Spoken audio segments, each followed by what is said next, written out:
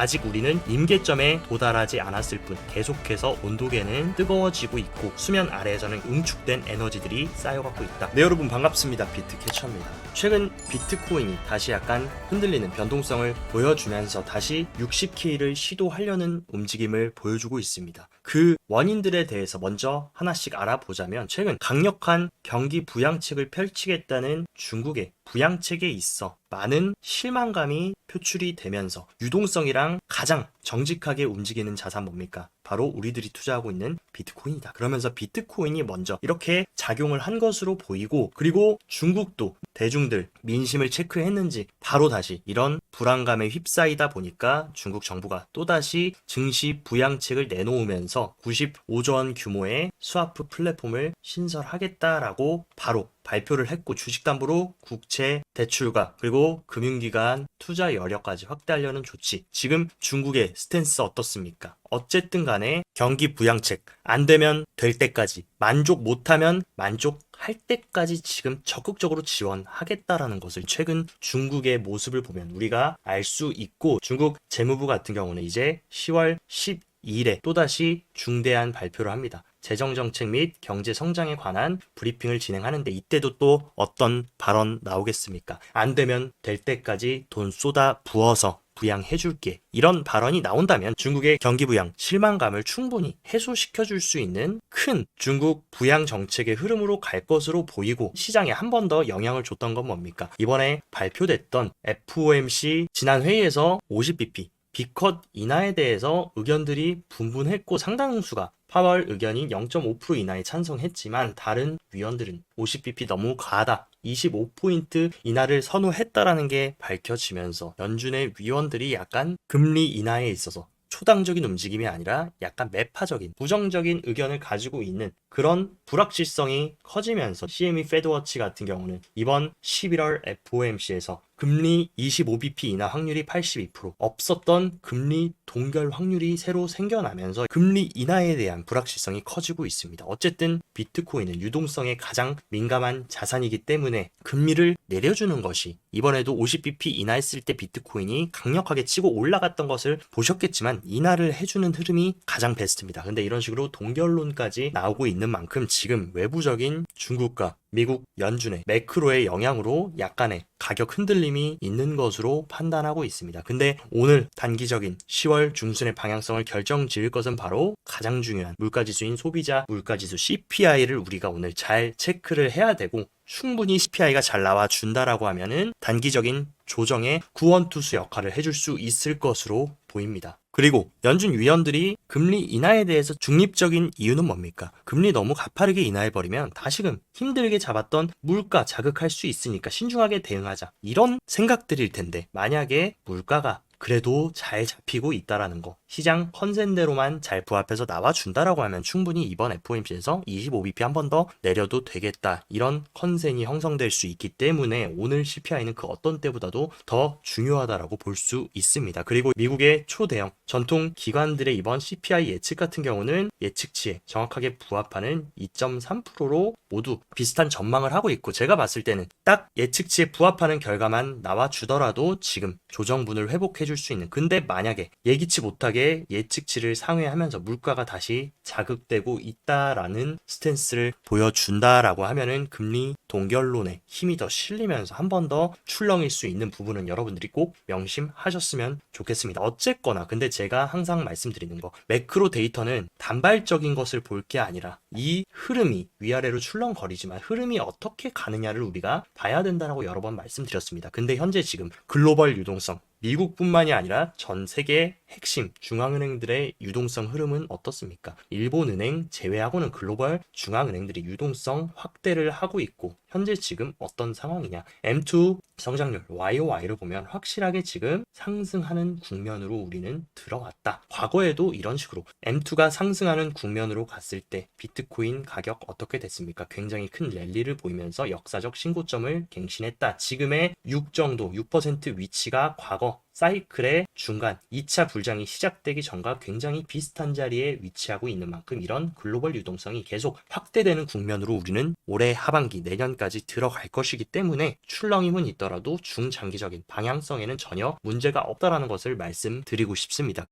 크립토 개별 시장에는 약간의 아쉬운 소식이 전달됐는데 올해 말에 출시될 것으로 예상됐던 비트코인 ETF 옵션이 올해 연말이 아니라 내년 1분기에 출시될 가능성이 크다라는 얘기가 블룸버그 애널리스트들 사이에서 나오고 있습니다. 실제 지난 9월 블랙록에 비트코인 현물 ETF 옵션이 승인됐고 현재는 통화감독청과 CFTC의 최종 승인을 기다리고 있는데 이게 조금 늦어진다라고 하면 어쨌든 단기적인 악재는 맞지만 결국에 비트코인 현물 옵션이 내년 1분기에 출시가 되고 옵션이 출시된다라는 거. 보통 옵션은 기관 투자자들이 많이 이용하는 파생 상품입니다. 근데 기관들이 조금 더 비트코인에 대한 선택지가 넓어지고 채택을 촉진시킬 수 있는 요소이기 때문에 단기적으로는 조금 아쉬운 소식이지만 중장기적으로는 전혀 문제가 없는 상황이고 3대 운용사 중 하나인 스테이트 스트리트는 지금 채권과 머니마켓 펀드 토크나를 적극적으로 추진하고 있다. 토크나 시장에 블랙록부터 피델리티, 골드만삭스, JP모건, 스테이트 스트리트까지 지금 모두가 다 어디에 혈안이 되어 있습니까? 기존의 금융자산들을 모두 다 온체인으로 이동시켜서 블록체인 기술을 활용을 한 토크나 시장으로 유입되려고 하고 있다. 그렇기 때문에 우리가 RWA 내러티브는 계속해서 추적해서 관심 가지고 보셔야 되는 소스라고 생각되고 그리고 바네크는 이번에 3천만 달러 규모의 가상자산 AI 펀드를 조성하겠다라고 밝히면서 현재 지금 바네크 벤처스가 초기 단계의 가상자산 및 암호화폐 스타트업에 투자 예정이고 이 펀드에는 USDC 발행사 이번 사이클에서 가장 강력한 플레이어 서클에서 합류한 전문가들이 운영을 할 것이다. 그렇게 이들이 힌트 주고 있는 거 뭡니까? 미국의 월가 기관들이 크립토 시장에서 해먹으려는 거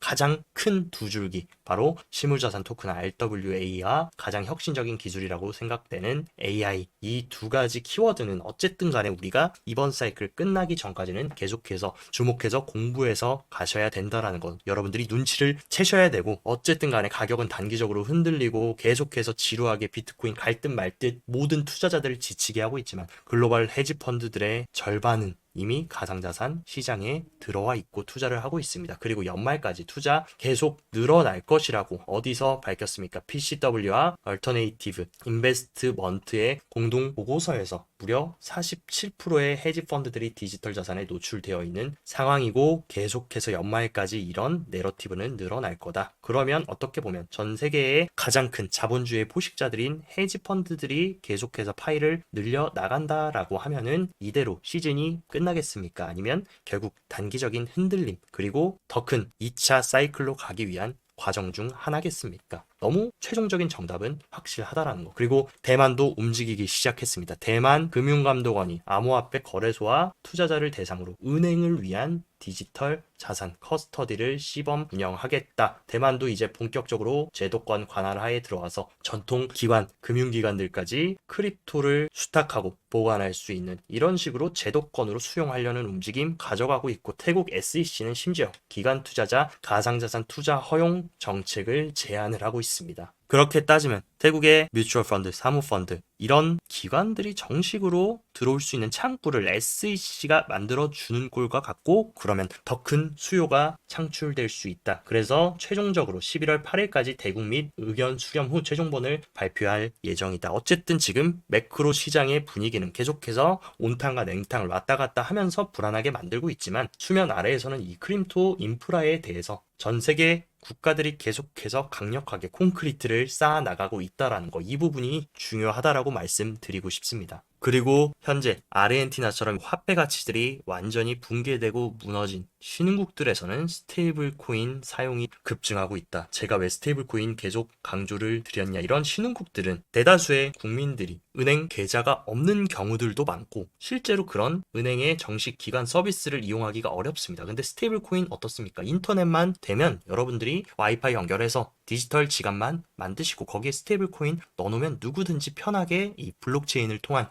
디지털 달러를 사용할 수 있는, 그렇기 때문에 이런 식으로 인플레이션들이 무너지는 나라, 향후에 계속 이런 인플레이션에 시달리고 화폐 가치가 무너질 나라들은 결국에 스테이블 코인 사용이 계속 채택될 수밖에 없고, 스테이블 코인 사용이 채택된다, 크립토 시장의 파이도 커질 수밖에 없는 요소라는 것을 절대 잊으시면 안 됩니다.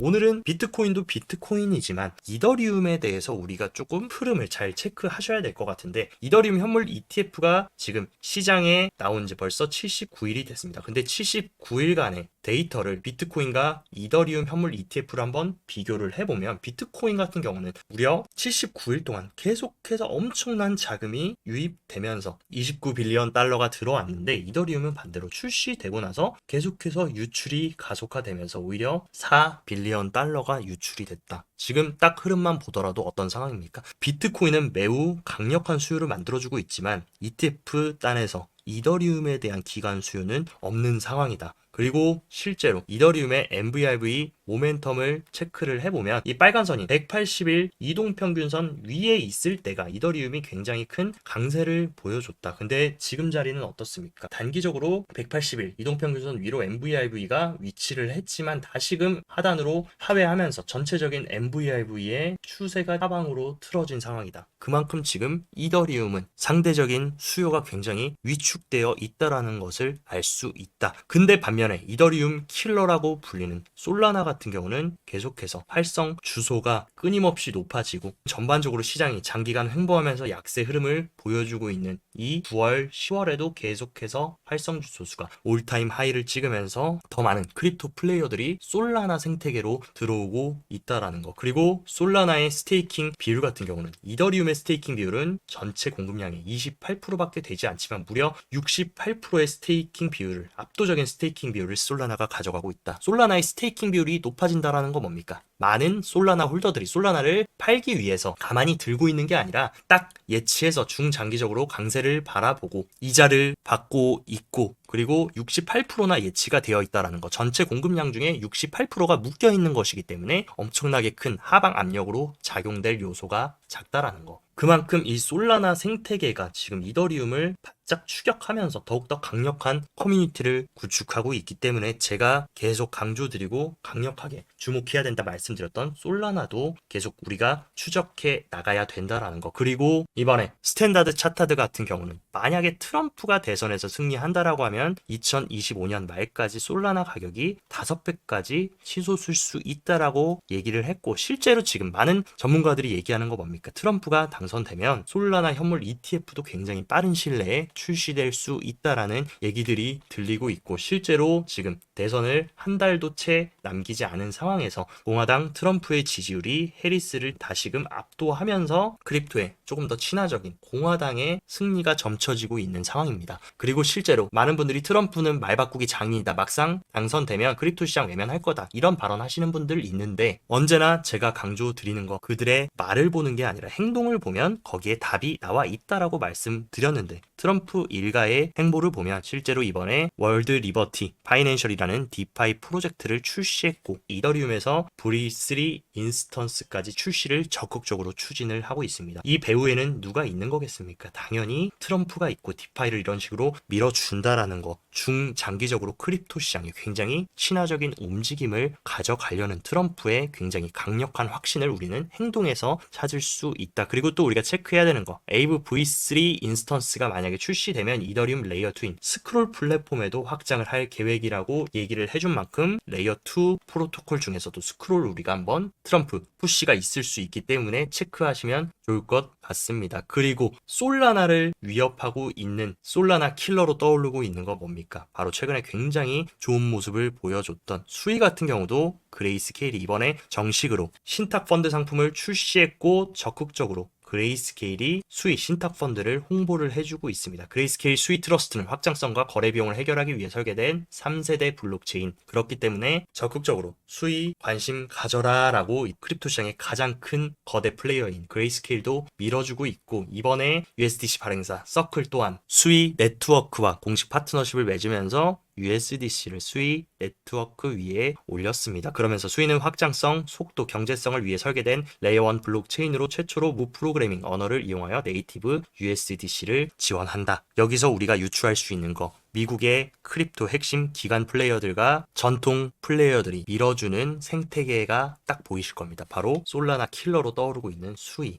이 두 가지 우리가 절대 놓치면 안 되는 키워드고, 이 안에서 파생되어지는 여러 가지 디앱들과 생태계에서도 분명히 좋은 기회들이 있을 것이라고 생각합니다.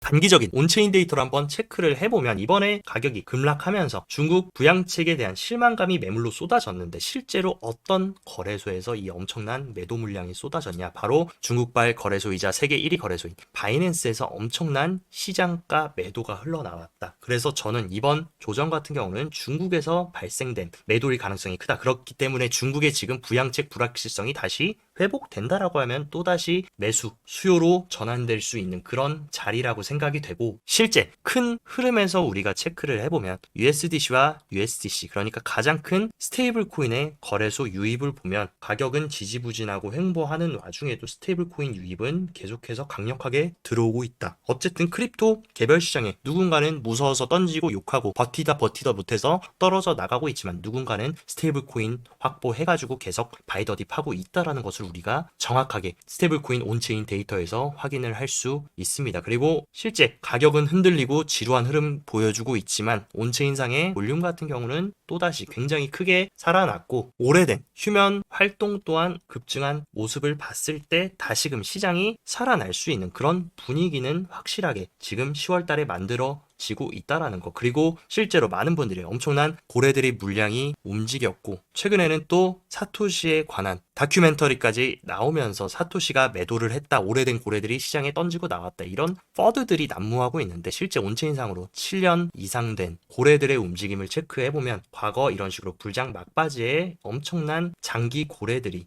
거래소로 자금을 유입시키면서 매도하면서 시즌이 종료됐지만, 지금은 어떤 상황이냐, 7년 이상의 고래들은 거래소로 전혀 유입되지 않고 있고, 이 얘기는 뭐냐, 그들은 지금 거래소로 보내서 비트코인을 팔 생각이 없다라는 거. 아직 그들은 잘 쥐고 있고, 분명히 또 이번 사이클 탑을 찍으면 과거의 패턴과 마찬가지로 오래된 고래들이 거래소로 비트코인을 보내서 차익 실현을 하면서 시즌이 종료될 거다. 그렇기 때문에 이런 오래된 고래들의 움직임을 봤을 때도 아직 한 발이 더 남았다라는 것을 알 수 있습니다. 그리고 거래소 보유 비트코인이 지금 6년 동안 가장 적은 수치, 2019년 이후 가장 적은 수치를 보여줬다라는 거. 그 얘기는 뭡니까? 많은 고래와 기관들이 거래소에서 비트코인을 사서 본인들 개인 지갑이나 수탁 서비스로 이동시키면서 거래소의 비트코인 보유량은 감소하고 있다. 거래소 비트코인 보유량 감소는 뭐라고 말씀드렸습니까? 고래와 기관 투자자들의 장기 축적과 매집으로 우리가 해석할 수 있다라고 말씀드렸다. 그렇기 때문에 계속해서 지금은 갈 듯 말 듯 하지만 매집과 축적은 되고 있다. 누군가는 사고 있다라는 것을 방증하고 있습니다. 그리고 비트코인 단기적인 차트 흐름을 체크를 해보자면, 오늘은 저녁 CPI 발표에 따라서 다시금 상단 62K를 시도해 줄 것이냐, 아니면 전 저점인 59.8K를 깨고 내려가 줄 것이냐, 이것이 결정될 것으로 보이고,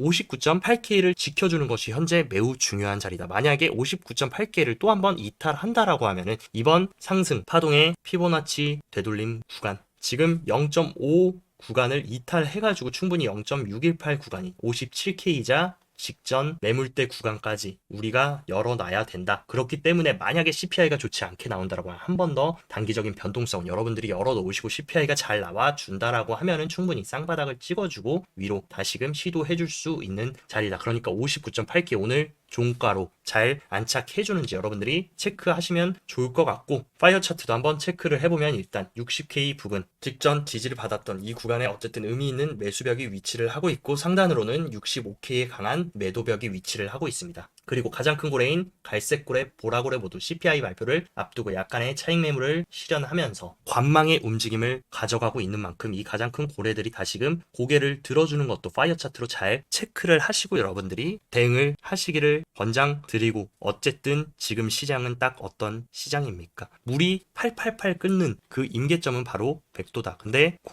99도와 100도는 딱 1도의 차이지만 99도는 마치 아무 일 없었다라는 듯이 물이 잔잔하게 흘러갑니다. 제가 봤을 때도 아직 우리는 임계점에 도달하지 않았을 뿐 계속해서 온도계는 뜨거워지고 있고 수면 아래에서는 계속해서 그 응축된 에너지들이 쌓여가고 있다. 적어도 지금 우리가 99도에 도달한지는 알 수 없지만 적어도 저는 85도에서 95도 사이 그 어딘가에는 우리가 위치하고 있고 곧 이 100도에 딱 도달하면서 888 끓는 그 시기가 기다리고 있다는 거 확신하고 있기 때문에 지금 다만 100도에 도달하지 않았을 뿐 잘 끌어오르고 있다라는 거 여러 가지 글로벌 매크로 데이터들 온체인 데이터들이 모두 우리한테 정답을 알려주고 있다. 그렇기 때문에 지금처럼 잘 구축해 나가시길 바랍니다. 오늘도 시청 진심으로 감사드리고 영상 도움되셨다 하시면 좋아요 구독 눌러주시고 더 자세한 투자 전략 궁금하다 하시면 영상 하단 고정 댓글에 제가 운영하는 텔레그램 시황방 활짝 열어놨으니까 이쪽에서 시황도 체크하시면서 성공적인 투자 계속 이행해 나가시길 바랍니다. 오늘도 시청 진심으로 감사드리고 여기까지 비트캐쳐였습니다.